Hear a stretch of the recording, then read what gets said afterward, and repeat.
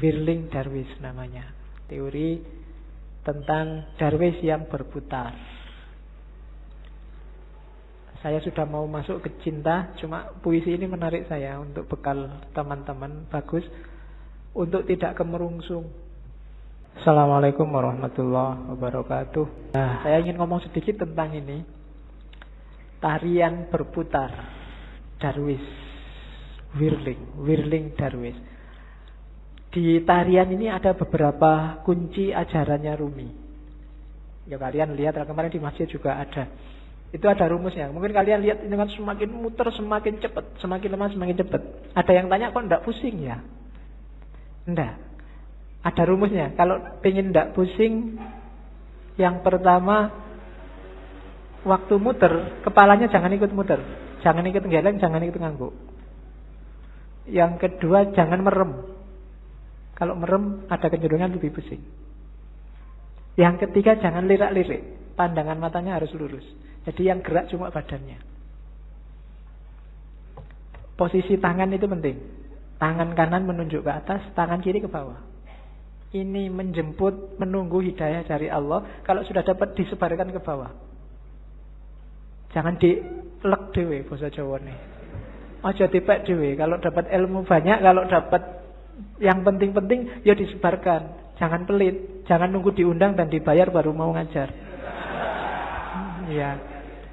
Wong ilmu kamu nggak beli. Saya selalu bilang ilmu itu bukan karena usaha kita, tapi dikasih Allah. Kalau belajar itu kewajiban kita, tapi dapat ilmu atau tidak itu terserah Allah. Makanya kadang-kadang ada mahasiswa kuliah kok ngantuk. Jangan dimarahin, mungkin memang belum rezekinya dapat ilmu dari dosennya. Jadi ini menjemput hidayah, yang ini menyebarkan. Terus mutarnya berlawanan dengan jarum jam. Yaitu ada filosofinya. Kayak tawaf itu kan berlawanan dengan jarum jam juga.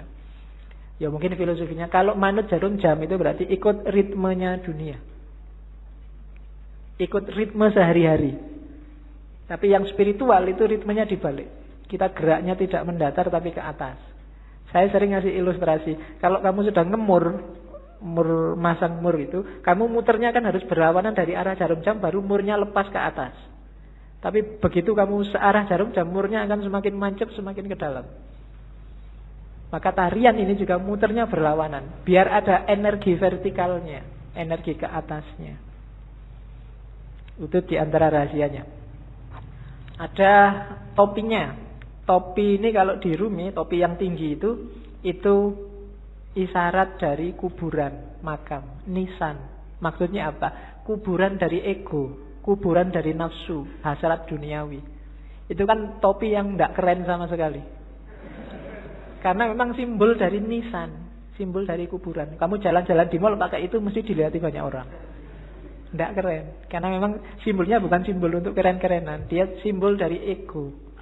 Terus baju putih itu ya ego yang sudah kamu kubur dalam dirimu, sekarang kasihlah yang putih, ditutupi oleh cahaya amal baik, kesucian. Nanti kalau pertunjukan biasanya ada fase ketika yang di tengah pakai jubah hitamnya dibuang. Nah, itu berarti membuang semua yang hitam-hitam, yang jelek-jelek, untuk lahir sendiri jadi putih. Terus nanti ada gerakan kayak orang kedinginan itu. Nah, ini gerakan menyatu, angka 1, tauhid. Dan seterusnya. Itu wawasan kecil aja. Jadi kamu jangan heran kalau ada jenis tari semacam itu. Itu ada makna spiritualnya. Nari saja tanpa makna ya eman-eman. Yang lihat tari juga harusnya bisa ngambil makna. Kalau dalam sufi, jenis semacam ini namanya sama. Sama itu seni mendengarkan. Dengan mendengarkan terus kamu tergerak mengalami kedekatan sama Tuhan. Kan kadang-kadang ada orang yang kalau wiritan sendiri dia susah dekat sama Allah, susah tergetar hatinya. Tapi begitu mendengarkan orang ngaji, mendengarkan lagu-lagu spiritual itu batinmu tergetar. Dengerin lagu religius itu kamu kadang-kadang kan bisa nangis, apalagi pas duit entek. Kok sedih ya aku. Kapan ini kan gitu. Nah, itu. Tapi kalau wiritan sendiri enggak. Kan ada yang gitu. Maka teknik mendekat ke Allah itu sufi macam-macam. Kalau di torekotnya Rumi ini pakai tarian sama namanya. Kan ada musiknya nanti kan. Dan musik itu yang bikin ekstase lebih cepat. Oke, itu whirling dervish namanya. Teori tentang dervish yang berputar. Saya sudah mau masuk ke cinta, cuma puisi ini menarik saya untuk bekal teman-teman, bagus untuk tidak kemerungsung. Banyak orang hari ini ketika kamu belajar ajarannya sufi terus, waduh berarti harus jadi sufi ini. Terus kamu besok wiritan terus, puasa terus 2 hari, tapi habis itu hari ketiga lagi, kumat lagi, terus lagi. Enggak. Katanya Rumi enggak begitu caranya, pelan-pelan. Step by step. Jika engkau belum punya ilmu, hanya prasangka, ya milikilah prasangka yang baik tentang Tuhan. Begitulah caranya, katanya Rumi. Jika engkau hanya mampu merangkak, maka merangkaklah kepadanya. Enggak usah nunggu pinter tasawuf, pinter ilmu kalam, pinter fikih baru mendekati Allah. Bisanya apa? Ya dengan itu kamu mendekat ke Allah. Jika engkau belum mampu berdoa dengan khusyuk, tetaplah persembahkan doamu yang kering, munafik, tanpa keyakinan itu. Karena Tuhan dengan rahmatnya akan tetap menerima mata uang palsumu. Tidak apa-apa. Kan banyak kan sekarang doa itu tidak ada rasanya karena kamu sudah hafal. Saking hafalnya kan doa Bismillahirrahmanirrahim, alhamdulillah. Doa itu kan minta.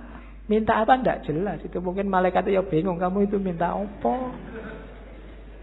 Jaluk kok sambil ngeremong, sambil kadang yang jarinya sambil berdoa sambil ini jaluk tenan apa ya. Tapi tidak apa-apa katanya Rumi. Persembahkan saja doamu. Gusti Allah itu maha rahmat. Dengan rahmatnya dia tetap menerima mata uang palsumu. Ya, dulu ada yang tanya ke saya, kenapa doanya orang Islam itu tidak terlalu manjur, lebih manjur doanya orang Cina. Karena orang Islam itu pasif. Kalau doa nunggu, ya Allah kasih dong ya Allah. Kalau orang Cina maksa, ya Allah turunkan. Jadi akhirnya jatuh semua dari atas. Kamu kan nunggu buahnya jatuh. Kalau orang Cina jatuh dari atas. Oke. Jadi tidak apa-apa wis. Berdoa sebisamu. Ya agak palsu-palsu dikit, munafik-munafik dikit. Itu kan kering munafik tanpa keyakinan. Keyakinan itu penting loh dalam berdoa. Karena Allah menjawab doamu itu sejauh keyakinanmu. Saya sering bilang kan, kalau kamu berdoa, ya Allah semoga semester ini saya lulus kumlot, tapi kamu bisa ndak? Ya wong itu ya ndak. Kamu sendiri ragu-ragu ya ora dibales, kamu sendiri nggak yakin. Keyakinan itu penting. Pak, saya keyakinannya separuh, apa ndak usah berdoa saja? Ya berdoa saja, jangan khawatir. Allah tahu yang kamu mau. Berdoalah. Allah tetap mengakui meskipun uangmu palsu sama Allah diterima aja, ndak apa-apa wis. Karena Allah sangat sayang sama kita. Jika engkau masih mempunyai 100 keraguan mengenai Tuhan, maka kurangilah menjadi 99 saja. Begitulah caranya wahai pejalan. Jadi kalau kita masih tidak terlalu mantep keimanan kita selama ini, masih melanggar-melanggar, masih dosanya oke, ya tidak apa-apa, dikurangi dikit-dikit. Ya 100% tidak mungkin lah ya. Dikurangi 1%, biar jiwamu terlatih. Kalau langsung dibuang semua, insya Allah gagal. Ya, saya langsung ingin ikhlas lillahi ta'ala, tidak ngejar surga Pak, tidak iso. Harus pelan-pelan. Terus,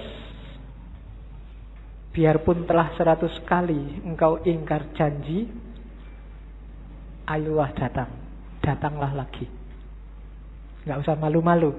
Pak, dosa saya banyak Pak, saya harus datang lagi. Enggak Pak, datang lagi aja. Allah tidak akan nolak.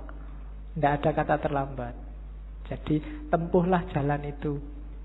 Pak, itu dhuwur banget ya Pak teorinya Pak, tinggi sekali apa ya? Saya bisa Pak, bisa. Pelan-pelan, sedikit-sedikit, biar ilaihi roji'unnya sempurna.